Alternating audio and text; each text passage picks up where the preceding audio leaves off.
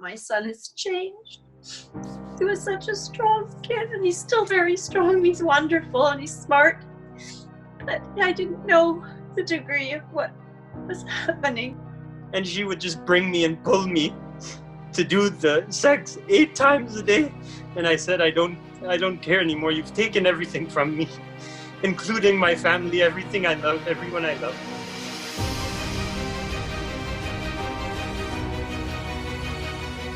Sarah Landry, she had come to Toronto, and she had said she's come here for no reason. So I said, oh, okay, great.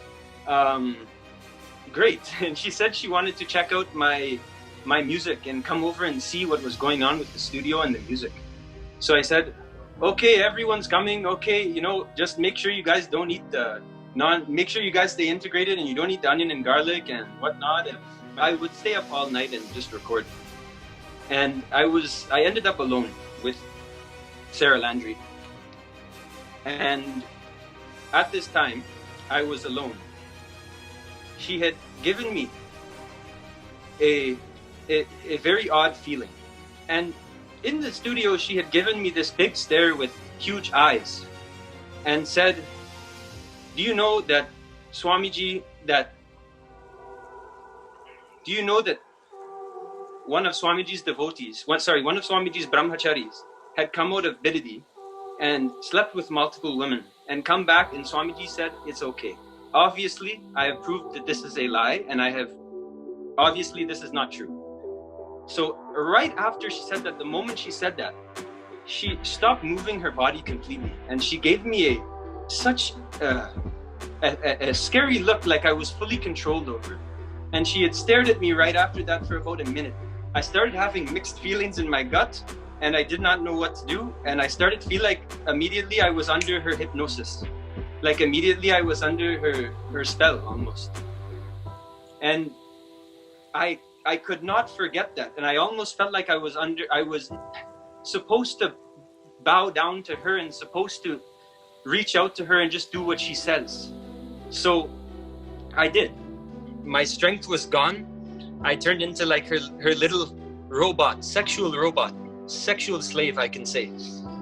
And after this, she had called me multiple times at multiple nights and she actually said Swamiji sent her.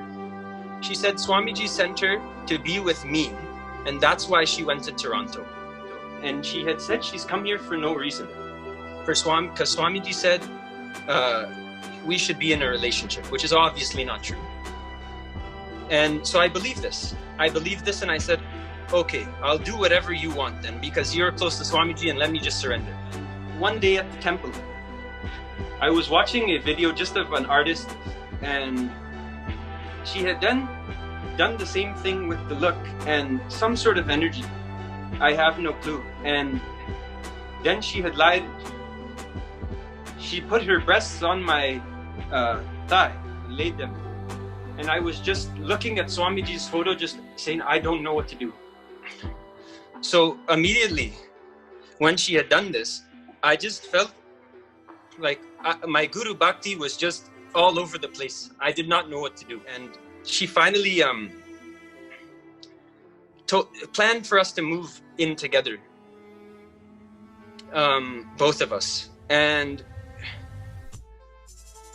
I'm sorry, you guys. And we did. So then she would pay all of the bills, all of everything, all of the supplies, just to have me there, just to have me.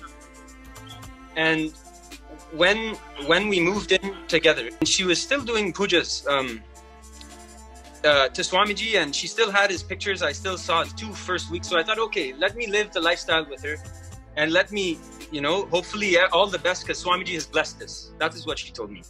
So I said, okay, let me just live the lifestyle with her. 2 weeks after we had moved in, she then came into the room, looked at me with her big eyes, and did her hypnotism or whatever the hell it is. And my bhakti is like my most important thing. That's my life. My life is my bhakti to Swamiji. Nothing feels better to me than that. It's the highest ecstatic bliss I can ever have in my life. So she then started doing the Guru Droha, and I won't even get into the things she was saying about Swamiji that were false and that I knew were false. And I have the files she was reading. For example, Teal Swan. She made a video saying, Nityananda forced me to blast Teal Swan on YouTube. Well, that is false. When I was in Toronto, in the apartment, she had said she took the time by herself to contact Teal Swan's ex-husband. And her ex-husband said that she had done certain sort of rape on her clients and whatnot. And she said herself she wanted to destroy Teal Swan in Toronto to me, to my face. And then making a video saying that Swamiji ordered her to do it. This is the kind of person we're dealing with. So after those 2 weeks with the extreme Guru Droha that I took, I was just like, okay, my life is over. My life is gone. Let me just sit in this room and pray to God, Paramashiva, to just take my life every night I would do. Then she said, rip off your Kanta Mala, and forced me to cut off the jatas. So I cut off my jatas, and I ripped off my Kanta Mala right in front of her, all of my Hindu wear, my holy thread, all of the stuff that mattered most to me in my life. And then she said, this is where it gets serious now. The Guru Bhakti's totally in the air. Everything is, once everything is gone, everything is gone. So I actually was very against alcohol. And I started getting into alcohol, and she would buy it for me. Because the pain was so bad. I was so hypnotized, I couldn't even call my family. She said, don't call your parents. If you call your parents, I'll punish you and I'll curse you. And my parents were shocked because they didn't know what was going on. And I literally couldn't even call them. She would buy the alcohol, and she would buy certain drugs and after she would say to use them. And when I used them, that's when she would say the Guru Droha. So it would get deep into my subconscious mind.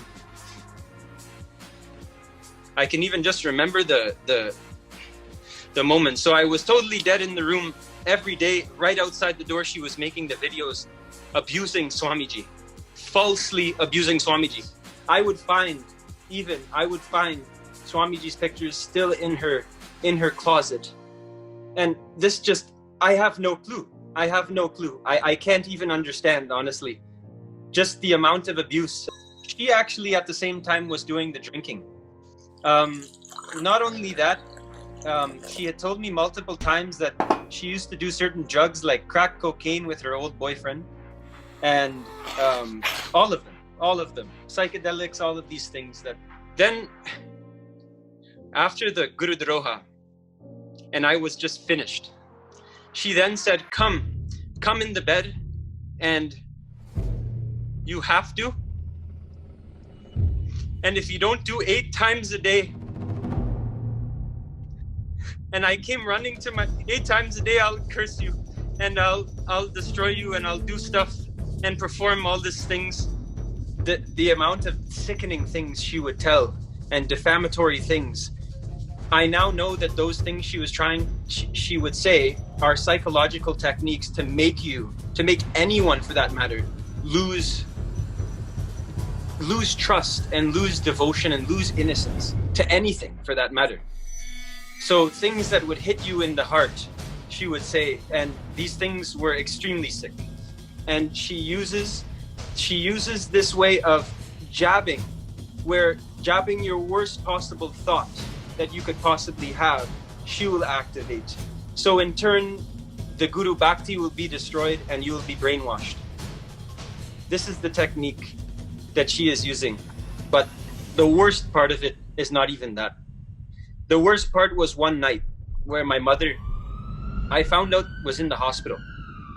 And my dad had texted me with my sister and said, oh, your mom is in the hospital and with the heart palpitations because of the high amount of stress and grief they were worrying about me, and that I wouldn't contact them. I couldn't. I was trapped. So at this time, I told her, and she didn't know why I was seeming more sad that day. So I told her my mom is in the hospital, and I was crying. And it was actually on the TTC train in Toronto, and these two women, a woman and her daughter, had looked at me and said, started just looking at me in such a sad way, and said, like almost like I could tell, like saying, like thinking, what's wrong with that boy? Like, is he okay? So. Because I was just crying in the TTC. And at this moment, then I had told her, I had said, my mother is in the hospital with heart palpitations. I'm very worried even for her life. Then she had cursed me right after that, sworn at me, and just destroyed me to the point where I didn't even get angry. I just felt like just not being alive that time. And I just threw myself, I ran into a football field and just threw myself in the mud. I was in a nice suit. And I said, I don't care anymore. You've taken everything from me, including my family, everything I love, everyone I love. She would create the mind controlling where where she was in the room, and if someone called from Senga, she would just curse me out. I would be cursed. I would be blasted. I would be just destroyed.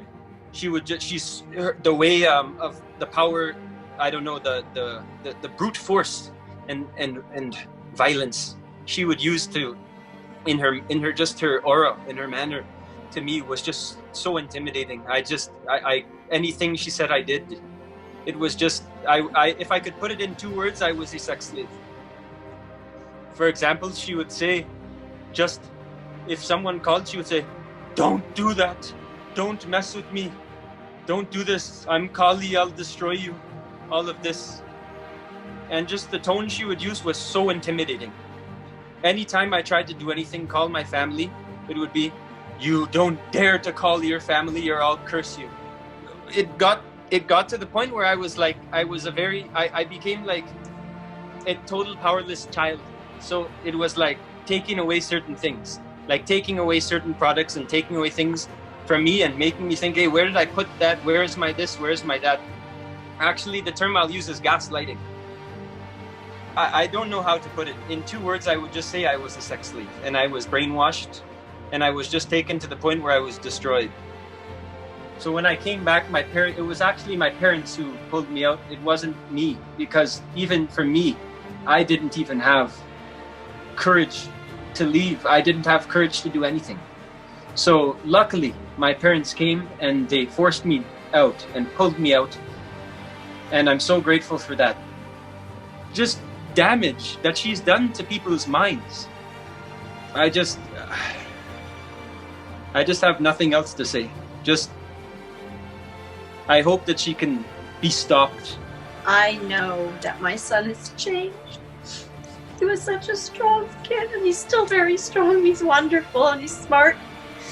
But I didn't know the degree of what was happening, and I'm just so sad, and I'm just so happy that we got him out. It has been a year, and my son can't work. He just doesn't feel like the same confident boy I had.